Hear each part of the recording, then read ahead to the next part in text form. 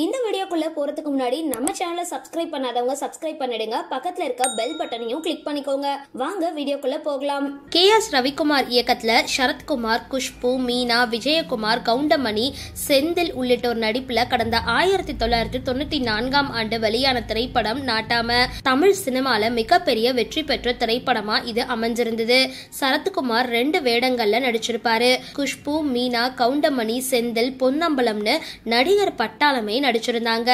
இந்த படத்துல எத்தனையோ காட்சிகள் கவனத்தை ஈர்த்திருந்தாலும் ஒரு காட்சியில கவுண்டமணிக்கு பெண் பார்க்கும் பொழுது ஒருவர் அங்க நடக்கிற பிரச்சனைகளை தெரியாத மாதிரி மிக்சர் சாப்பிட்டு இருப்பாரு.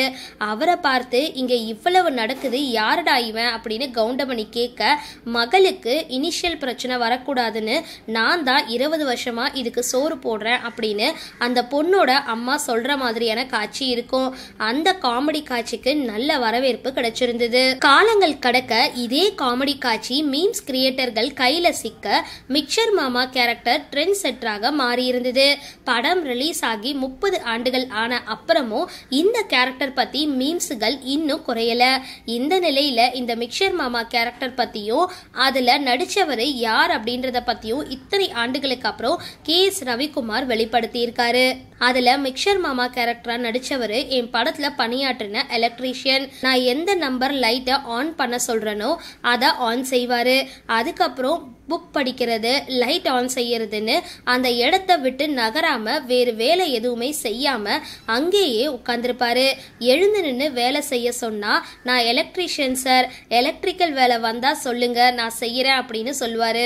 இத மனசுல வச்சுக்கிட்டு அந்த காமெடி சீன் எடுக்கும் பொழுது அப்பா கேரக்டர் வச்சு இனிஷியல் பத்தி சொல்லலாம் அப்படின்னு முடிவெடுத்து இந்த எலக்ட்ரீஷியனை கூப்பிட்டு அவர்கிட்ட மிக்சரை கையில கொடுத்து உட்கார சொன்னேன்.